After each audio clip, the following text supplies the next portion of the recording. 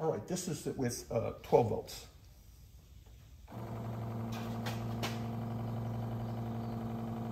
Okay, in this direction, 24 volts.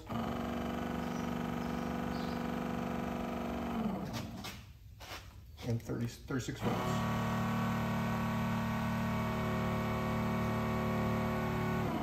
Okay, I'm going to switch the polarity and make it go in the opposite direction. This is 12 volts in the opposite direction. Seems to be working fine. 24. Opposite direction. And then finally 36 volts.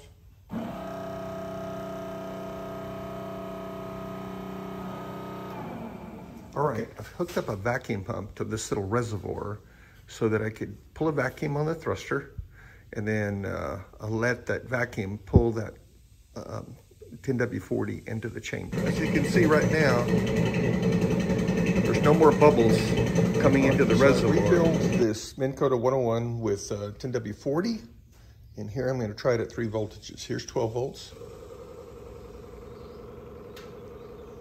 Seems fine. This is 24 volts. Seems fine. 36 volts. Sorry, didn't have it on good. This is 36 volts. That's in one direction. Now I'm going to reverse the polarity. 12 volts. Seems smooth and regular. 24 volts. Hold this wire on here. That's 24 volts and 36 volts.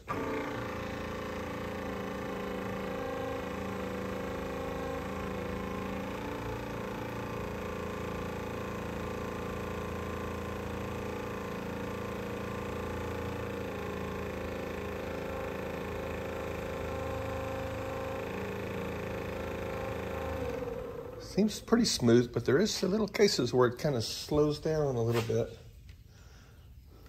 Okay, this is 36 volts,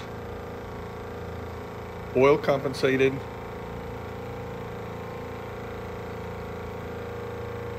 It's pretty steady to me.